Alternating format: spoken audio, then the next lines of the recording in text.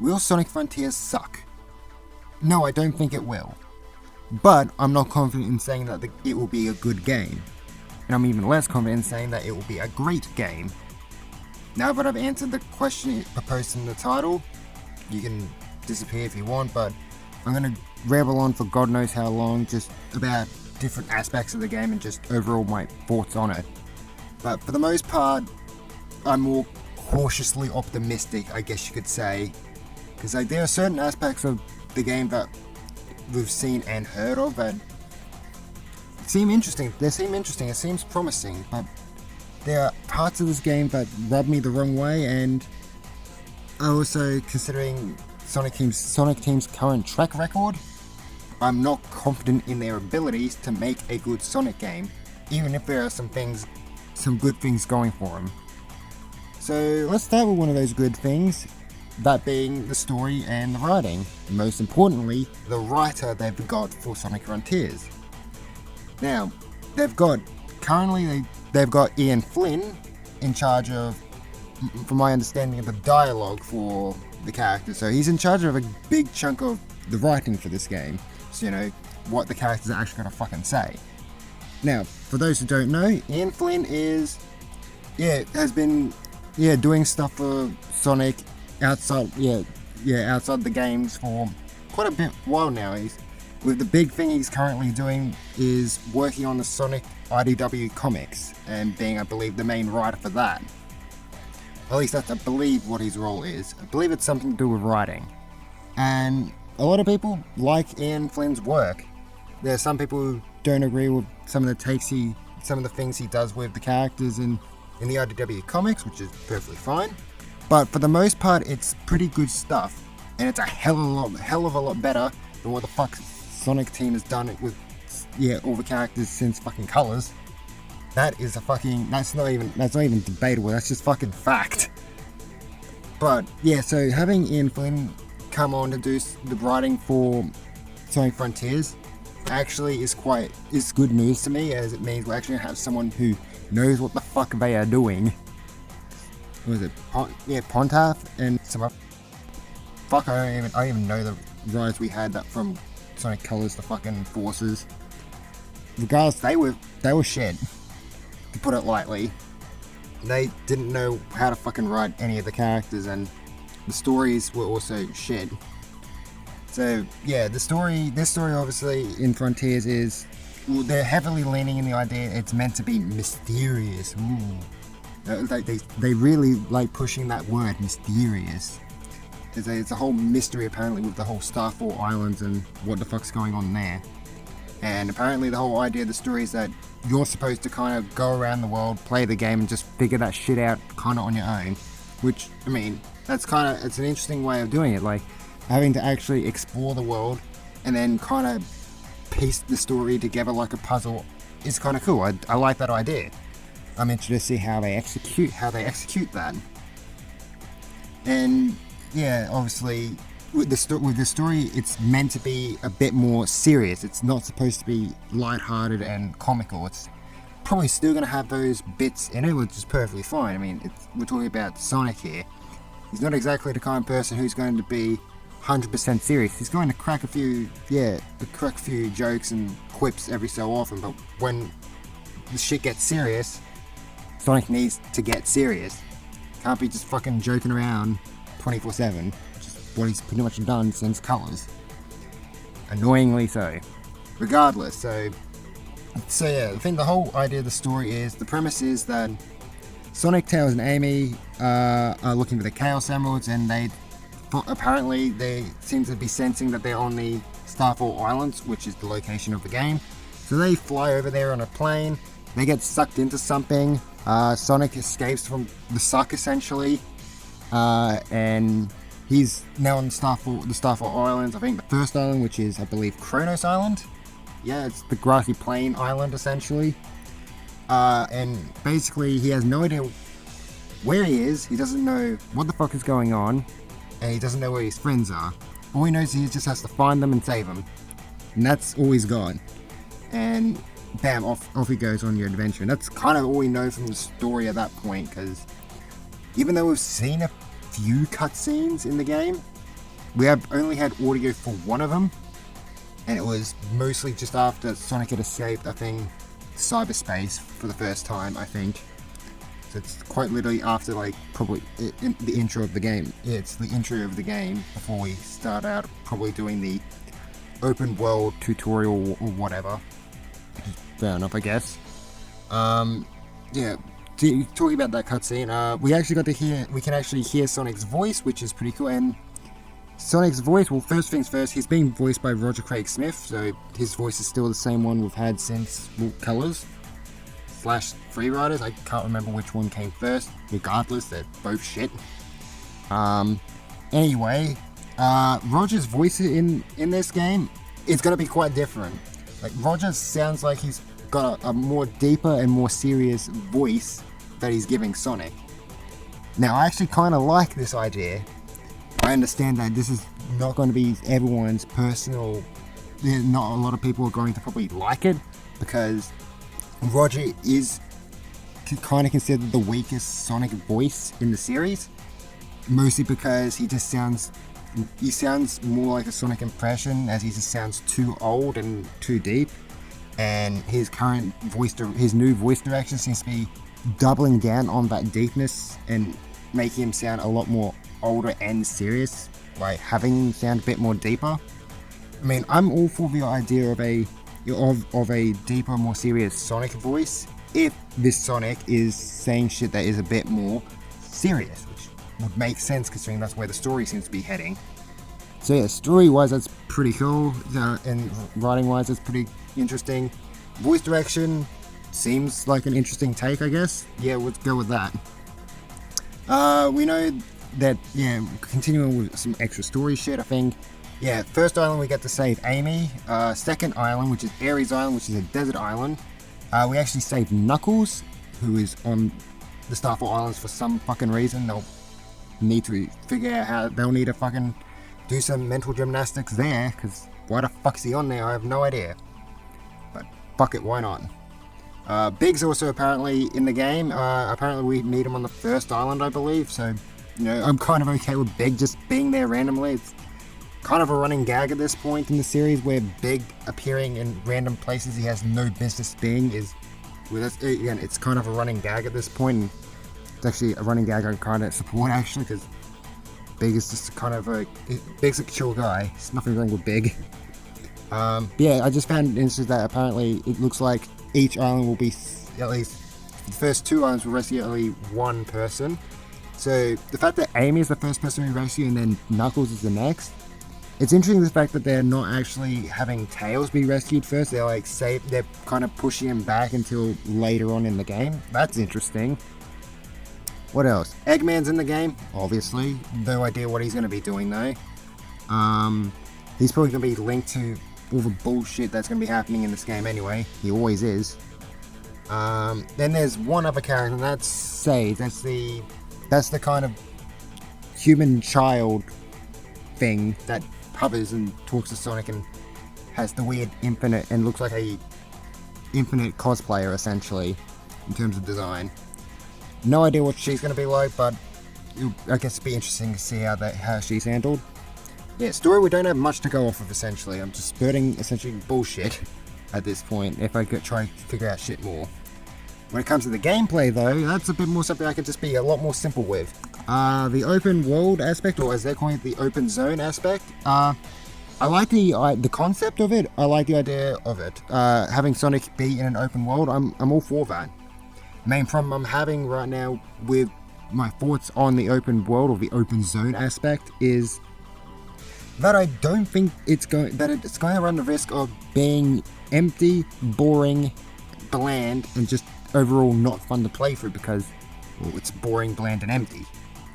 And that's the biggest problem I'm worried about. Like, if you're gonna have an open world-esque kind of way of handling things, you need to have shit to do in it. And if there's nothing to do in it, it's just mindless running until you get to your next fucking boss or platforming challenge or fucking puzzle or whatever. Then yeah, it's gonna get old real fucking quick. Especially if this game's meant to take about 20 hours to beat.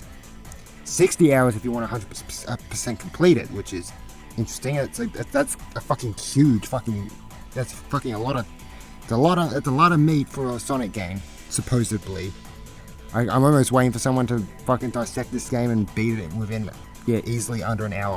I can guarantee that the speed run for this game is going to be like under an hour. Like easy, I reckon. I'm going to call it now.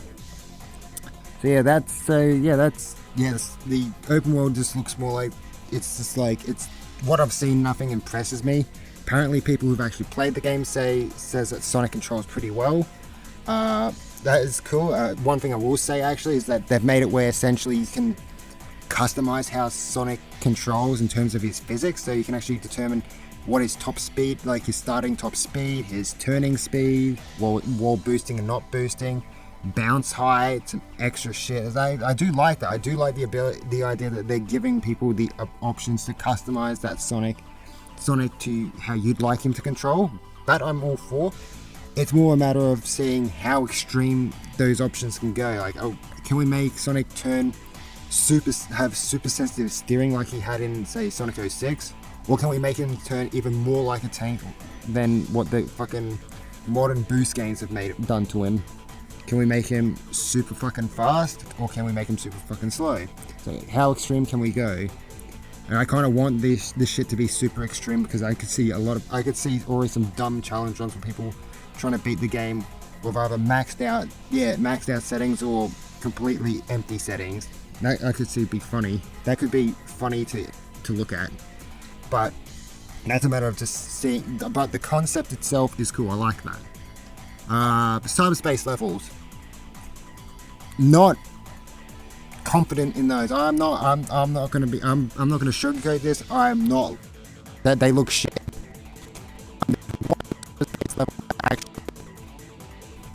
Actually has some promise, and it's, I think, the city level, and it's mostly because, well, it's the only level that isn't directly just another fucking, a reused level, which the levels we've seen so far is Green Hill Zone, Chemical Plant Zone, Sky Sanctuary Zone, and so we've seen those three, and we've seen a city level, which is kind of, at this point, I don't believe it's been named. And Green Hill, Chemical Plant, Sky Sanctuary, those are the first three levels that we have in Sonic fucking Generations. Why those fucking three? It dumbfounds me how much they love to reuse shit. And what's even worse is that they're actually reusing level design from previous games. Like, mostly from the Boost games, with it, level design being taken from Unleashed, Generations. What is it? Unleashed Generations, fucking Colors. I believe they even took some bits, something that looked very inspired at the very least, in terms of level design from fucking Sonic Adventure 2.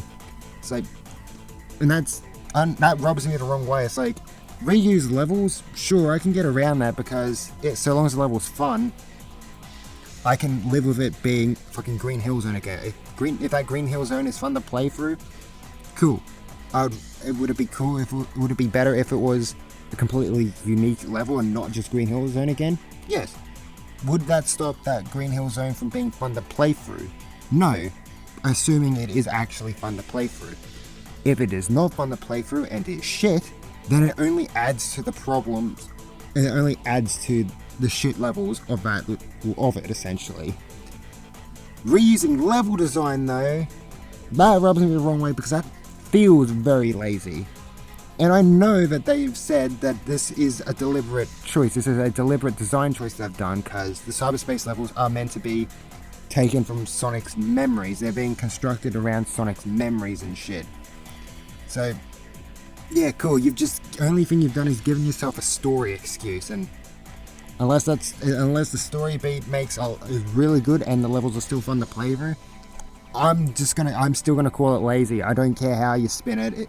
Lazy is lazy, and I do not care. How else? Yeah, so yeah, what else do we have? So we've covered cyberspace, we've covered story, we've covered writing. Graphics, I mean, there's nothing really to talk about there. It's fine, I guess. I mean, the world looks, Sonic kind of feels out of place in the world, which I mean, makes sense for the story, but maybe they could have updated his model with some better textures or something. That's kind of the only thing I would hope. Maybe they'll do that before the game is released. I fucking doubt it, but who fucking knows. Music, we haven't really heard any music. Most of it seems to be more the atmospherical, somber type of music, which is perfectly fine if it works for the game. It works. But we did recently get a little a idea of what the ending theme of the game is. So basically, the music you'll hear in the credits when you beat the game. Apparently, it's from a group called, I think, was it One OK Rock or OK One Rock? They're a Japanese rock band essentially, and the song itself is called Vandalize. Gives us some like mid 2000 Linkin Park vibes. Actually, it's a good song. Don't get me wrong, good song. But like, it's more interesting the fact that we've got that kind of music or that kind of song in a Sonic game, because we really haven't had that kind of music in quite a long time, actually, since the mid 2000s essentially. So that's interesting. I'm all for that. If it's a sign that the game is going to be more akin to the games from the mid 2000s, then I'm all for it, because that holds most of my favorite Sonic games anyway. So yeah, there's that. I don't think there's anything else I need to. Everything.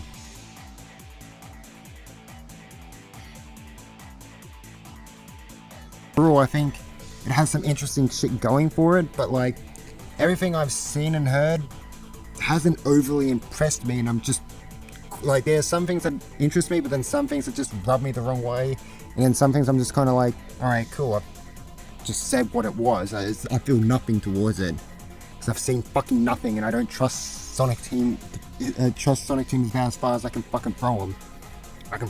And yeah, so there's that. So yeah, I think like the game, I don't think it's gonna be a bad game. I mean, it's gonna be anything at this point is gonna be better than fucking Forces. So, but that's not a high bar. Anything can be fucking better than Forces. I mean, the fact that you can actually control Sonic and not have the game fucking play itself is a good start. It's not a start we should be having to begin with, but fuck it, I guess. So yeah, basically, yeah, that's gonna wrap everything up. So yeah, Sonic Frontiers. It's got a lot of work to do to actually make me say it's gonna be a good game. I want this game to be good, but like, fuck, it's shown me fucking nothing that makes me go, wow, I really fucking want this game. I'm extremely hyped. No, it's done nothing like that for me. It's just gone neat, or this is shit. It's just like, it's done. It's just straddling that line between being it's straddling the line of being something I'm not going to get day one, and something that I'm interested in getting day one. I'm unsure if I'm going to get it day one. Like, I want to be able to say that I have the confidence in the game, and I'm willing to get it day one so I can play it and get my thoughts on it out as soon as possible. But at the same time, I did that with Forces, and that was the biggest fucking regret. It was one of the biggest mistakes regrets I have with fucking Sonic, getting fucking Forces. So I don't want to give Sonic Team more money for dog shit. Like, they've lost my trust. So yeah, So yeah, that's it. End video.